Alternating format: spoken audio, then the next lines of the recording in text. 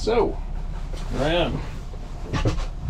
The crew is on an island, and the arborist is climbing a tree to grab an eagle baby. And so random, coincidental. I don't know what the name of the video is. There's a group of rock climbers who were climbing up Tricuni Peak outside of Squamish, British Columbia, and they videotaped that being down in the snowy basin, crossing ground faster than any human could. And it's funny, so I turned this camera on secretly as I cracked open the conversation with 3 of the people in the boat. The other 2 were on the other island. I'll run it by them later. And I picked up the conversation. Sure enough, they'd heard of John Bennerdagel, and but the one guy said, "Yeah, I got a video." And I'm like, "Well, what's your video?" He's kind of hesitant and held off, and I'm like, "Dude, trust me, I've seen them. It's good. You're okay. It's a safe place." And he was the person who filmed the thing at Tricuni Peaks video. Squamish. Crazy, isn't it? But he didn't have too much input on the topic. He didn't seem too enthusiastic about it. Right away, he just mentioned, name dropped Jane Goodall. Well, she believed in it, and somebody else. And he spoke of some long lost animal that hadn't been seen in Vietnam. I'm not being insulting by saying this, but if that's what your reference is to when it comes to the topic, you're a millennium behind. So I didn't push it too much. We had a little bit of a friendly chat and left it at that.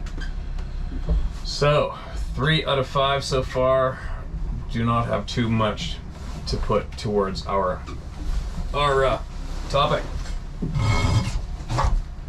Now, I gotta wait for these guys for I don't know how long, an hour or 2 anyway. So I'll shut the motor off. I'm drifting. And I'm gonna get some emails shared while I'm sitting here.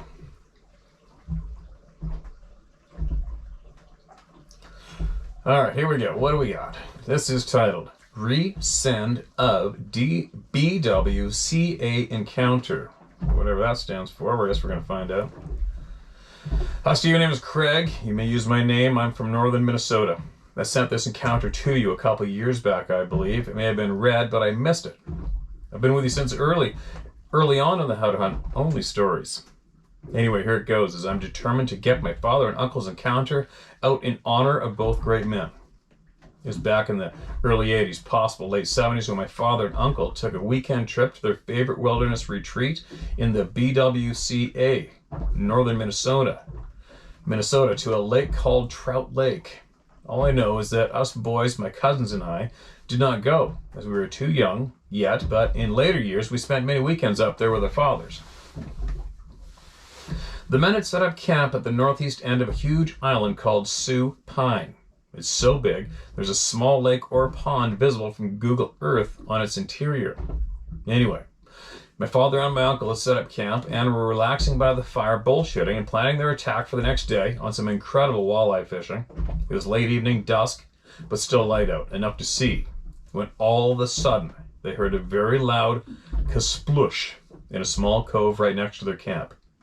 They said at first they thought it was a beaver slap in the water, but shortly after they saw a large boulder/rock hit the water again, violently creating that same sound and geyser.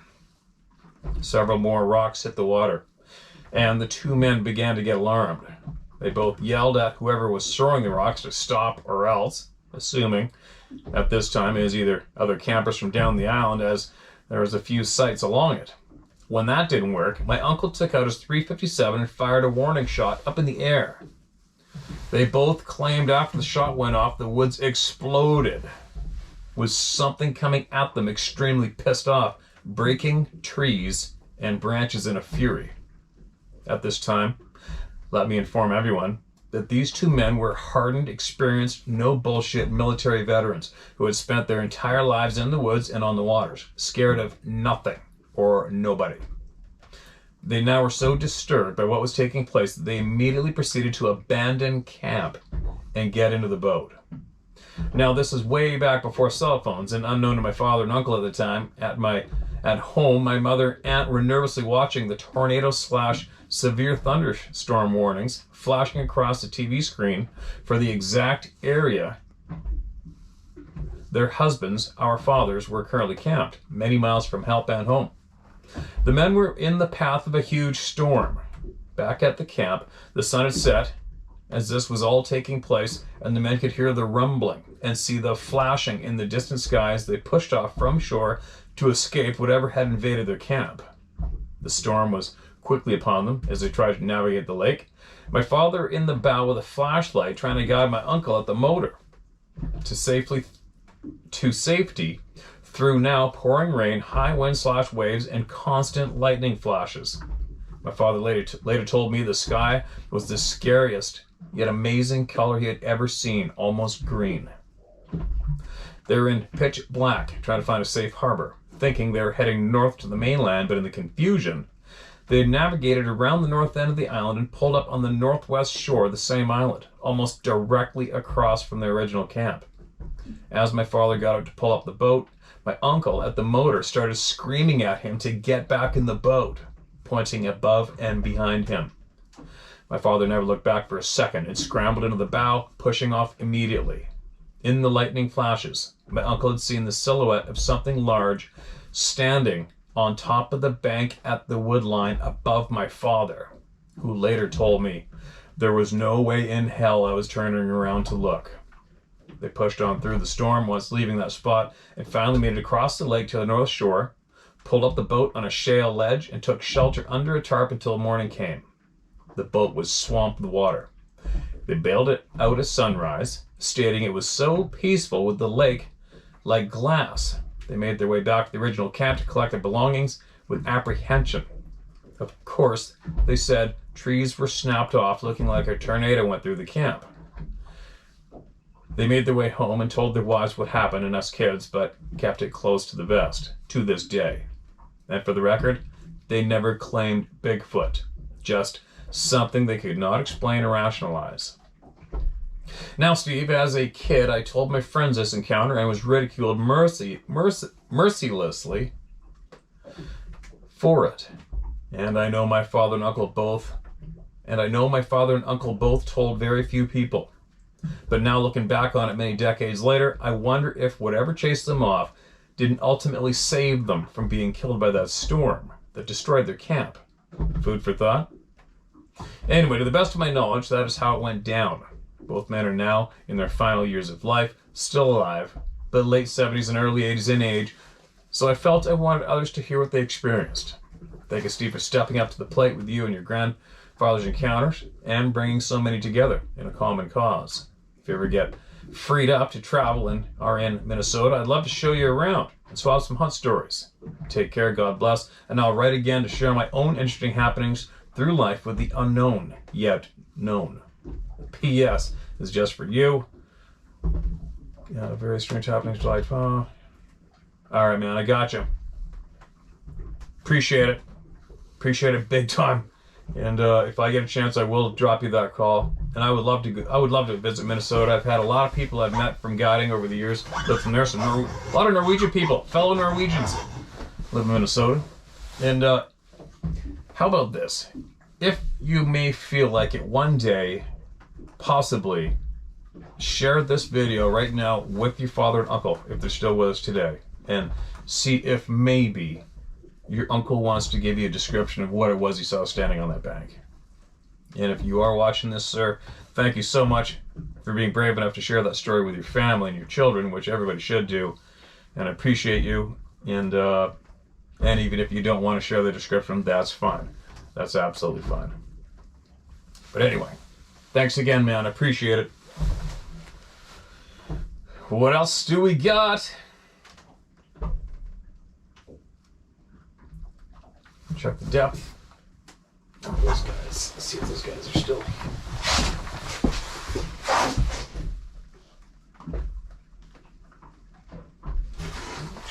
Good. All right, what do we got? This is titled Visitor in the Night.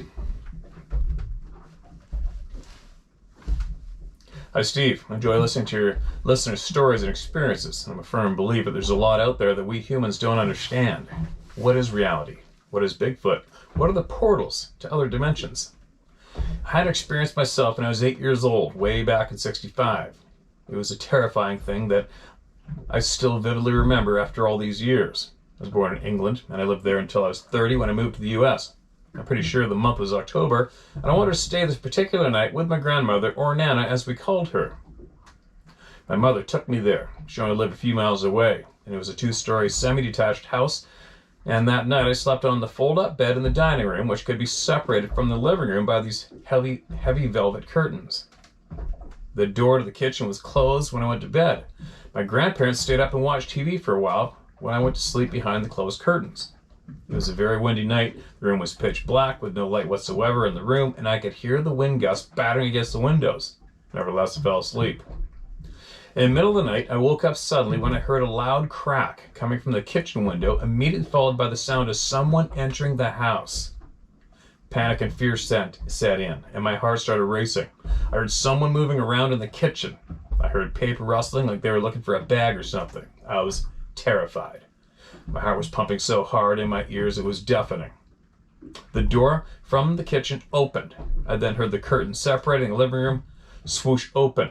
I was hiding beneath the blankets and saying the Lord's Prayer, trembling and heart pounding. Suddenly went very quiet, and as I peeked out from the bed covers to take a look, right above my head in front of my face were 2 glowing green eyes. I felt the eyes were piercing, like they could see into my head. These eyes were bright, and I'll never forget that image. I froze for a few seconds, fixated, and then dove back under the covers. I don't know exactly what happened next, except all I remember is screaming for help and that there was a burglar in the house. I could not register in my head what it was I saw. For several years I slept with the light on at night because I was afraid of the dark, until I eventually grew out of it. The house all said I had a bad dream. But that was no dream, Steve. It was real. Well, that's my story, and I've had quite a few other paranormal things happen to me over the years, and they still do happen occasionally. And that is why I have an open mind and believe anything's possible. Keep up the good work. Colin Dunleavy. Colin, thanks for the email, man. I don't know if that relates to what the majority of the people here have been seeing or not, but that's a shitty and scary thing to experience. And I have a funny feeling there's a bunch of other people that's experienced the same thing. So we have had people write in. Numerous people have written in similar experiences like that with the same description. Do I know anything about that? No. Nothing. All I can do is listen to the people and learn, right? And share it. It's a shit eater.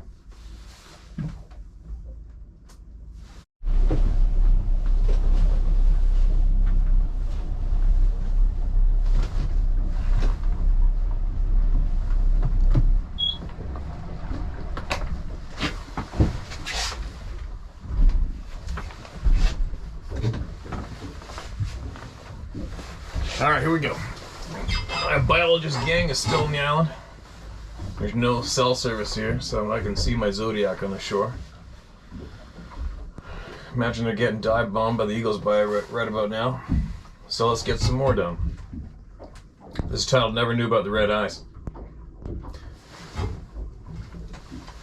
Hi Steve, first off I want to thank you for having the courage to do what you do and for speaking about things that many won't allow. It's too easy, and it's only because of people like you. I appreciate that you mentioned Jesus' name and will read biblical quotes that believers send your way. It's great to hear believers talking about their experiences without the condemnation of being told that somehow they are contradicting the Bible. I also want to thank you for your channel because it has helped me to realize that what I saw was real. Around 1980, my older sister and I were traveling from Alberta back to Manitoba via the Yellowhead Highway, Highway 16. We got a late start and both are really tired when we were near North Battleford. So my sister pulled her Ford Courier into a campground just off the highway. Her truck had a box camper on it, so she figured that I could sleep in there and she would sleep inside the truck cab. It was late August and the campground was empty. When we got out of the truck so she could unlock the camper for me, I saw something very large with glowing red eyes standing just inside the bush line about 75 yards away. I quickly looked away because they didn't want to acknowledge it and swiftly climbed back into the camper. I didn't think that my sister saw it. I didn't want to freak her out, so I said nothing. I only had a glimpse of it. But even though I heard about Sasquatch, I didn't know that their eyes could glow so red. And I told myself that I was just punchy tired. My sister barely got into the cab, and a sudden fear came over me. My sister must have felt it too because she called out to me and said that she wanted to get going and was no longer tired. Later she told me that she saw it too and believed it walked around the truck. Ew. I'm just over 60 years old now and have had numerous experiences, but only that one regarding a Bigfoot. I witnessed a demon being cast out of a young girl, hearing it scream and go around the room before echoing out through the wall. Holy shit. I've seen UFOs numerous times, had ghost encounters, and I've heard similar stories from people that I trust. Back in the 50s, my dad was duck hunting, and he was wading into a swamp just before sunrise. All at once, the whole sky lit up into broad daylight. He looked back towards his car, and there was a large craft above it. In another instant, it was gone, and everything went back to normal. My wife's grandfather, who would now be 109 if he was alive today, told me that when he was very young, him and his brother were playing in a field overlooking Lake Winnipeg as his parents were working the field. He said they both saw a large disc-shaped aircraft fly out of the lake and over their heads. You call it the Club of No Return, and I've always considered it as having your spiritual eyes open. Same deal, though. You can't unsee what you know. In closing, I'd like to mention one more experience that my brother and I had. I've never heard anyone mention. It was around the late 60s, and we were living in Lockport, Manitoba, playing hide and seek. We decided to be brave and go sit on the back step, even though at that young age we were afraid of the dark. There was a full moon, so we calmed our fears by studying the moon and talking about craters. As we were looking at the moon, it appeared like a giant man stepped across the face of the moon. It would be like as if a man took a step and a half in front of a spotlight shining on a stage. I know that is weird, but I've wondered my whole life if anyone else saw that. My name is Norm. Please give a shout out to my friend Jay in Winnipeg that got me onto your channel. He says that he enjoys his first cup of coffee in the morning while listening to you. Thanks again, Steve. Okay, man. Thanks for the email. Those frickin' highway stops, campgrounds or not, are always such. There's so many people report experiences from doing that. Isn't it ridiculous? Truck drivers especially. It sounds like you've got a whole bunch of experiences that I'm not familiar with. And I don't think I want to be familiar with, even though I have seen UFOs myself as well. I think probably most of the population has by now, right? Here's another one. West Virginia hunter here. Steve, Logan Myers here, lifelong resident of West Virginia. You can share my name. I'll keep this brief since it's not an encounter. Here in West Virginia, we've had some very remote and vast wilderness. However, it seems like there isn't a lot of encounters with Sabe here, like our neighbors in Pennsylvania and Ohio. This is odd because our terrain and wilderness is much more rugged and remote. I believe it's because of our lack of state/government forest. It seems these people mostly live in these protected forest areas. I believe the secret all started in the States with Teddy Roosevelt, who created these protected areas and coincidentally encountered Sabe himself, as told by his memoirs. I've not encountered one in my 35 years of life, but thanks to your channel and all the people at the round table, I know how to react if I do. I hope we can all come together soon, shut down our corrupt, money-hungry, douchebag governments, and share the truth. Thanks for all you've done, and thanks to all those that have spoke out and got the secret off their backs. You're all heroes to me. I'll teach my 13-year-old son about them and continue watching. Please be safe, not from Sabe, but from the government. Thanks a million, Logan. Logan, thanks for that supportive email, man. And just so you know, there actually is quite a few stories coming from West Virginia. I've ran around those hills in West Virginia, believe it or not. And there is a fair chunk of experiences come from there. And I believe you're absolutely correct. We need to be protected from the governments, all of us. Where am I? I'm drifting. Oh, there's my boat still sitting there. My other boat. I'm guessing they're still climbing the tree. Alright, let's do another one, you guys. It's titled A Lot of Noise in the Woods. Hi, Steve. Nice to see some. P.S. I'm sorry. And as well, you're mentioned to teach your 13-year-old son about this. Thank you so much. Everyone's got to be brave enough to teach the children. The shit they're getting taught today is absolutely atrocious. Thank you so much for teaching your son with honesty and being brave about it. Now, sorry, this is titled A Lot of Noise in the Woods. Hi, Steve. It's nice to see somebody sharing other people's encounters. I just want to say I've never seen a Bigfoot or Sasquatch, but I had a weird experience. When me and my brother were kids, my parents used to send us to summer camp in Mammoth Lakes, California, and the summer camp was called Voorhees Viking Camp.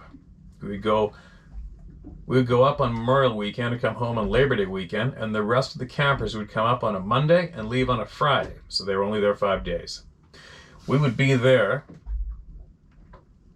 for the whole summer. The campers would leave on Friday morning, so we would have Friday and Saturday and Sunday to ourselves, which there was probably about 6 of us left in camp. So every weekend we would hike up to 3 lakes that were behind the camp. There was Little Sherwin and Big Sherwin, and the farthest lake was Valentine Lake. Valentine Lake was about an 8-mile hike. For the first mile from my camp, it was flat until you got to the bottom of the first mountain. It was about a 4.5 to 5 mile hike up the mountain, but the trail zigzagged up to the top of the first mountain.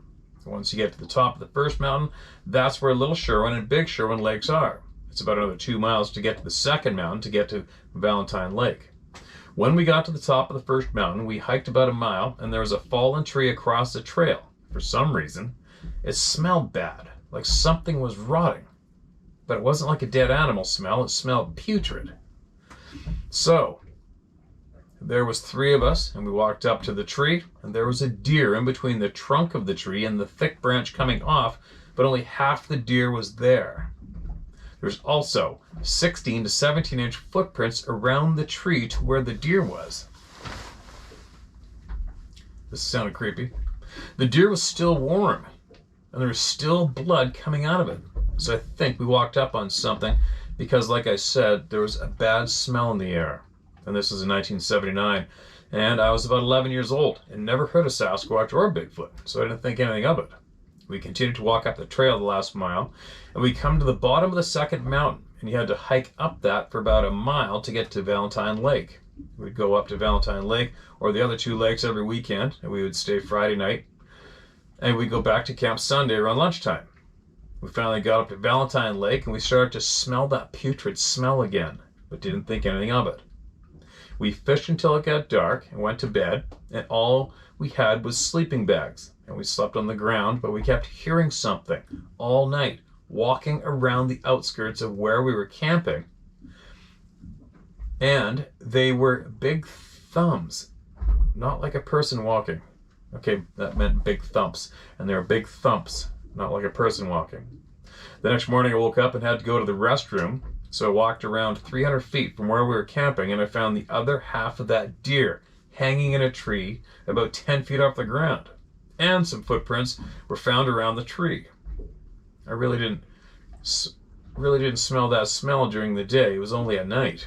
The whole time we were up there at night, we kept hearing something walking around our camp at night, and that is when the putrid smell was in the air. I've been going to that summer camp from about 77 to about 83 or 84.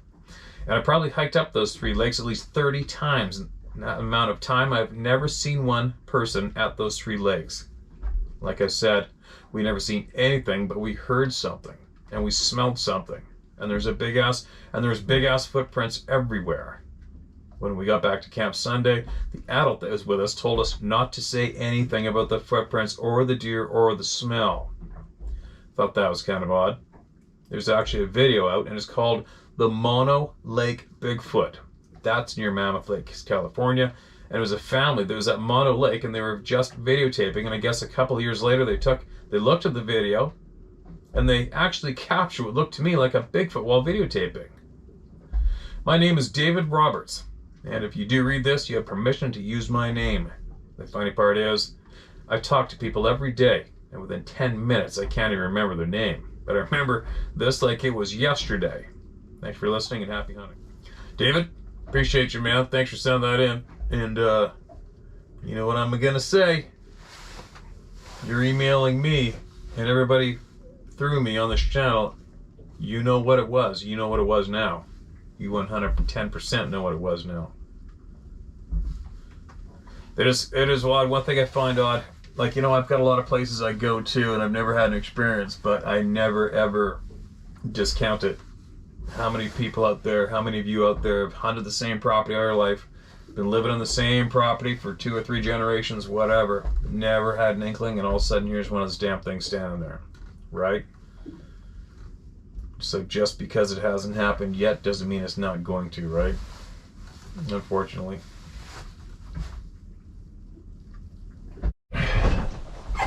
All right, let's get another one shared out here. You can see the shoreline. I'm guessing, I'll bet you they're lowering a baby eagle to the ground right about now.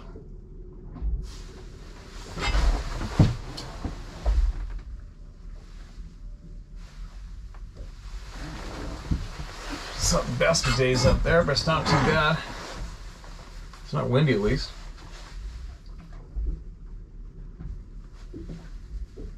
Sighting of a Bigfoot many years ago.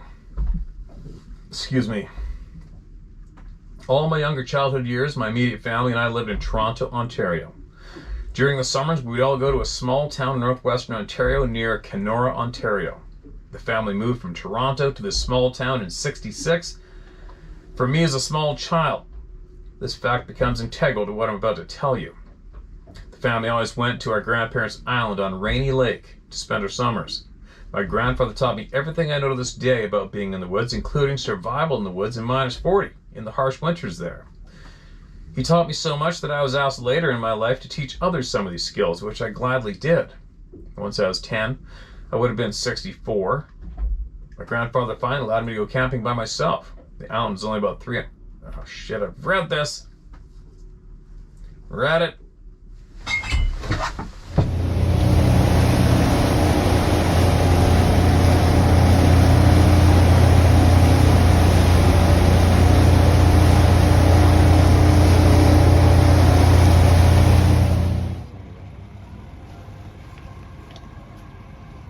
A lot of driving for this thing for a while. To the swamps. Not the lots of boarding with that. What's that? Then lots of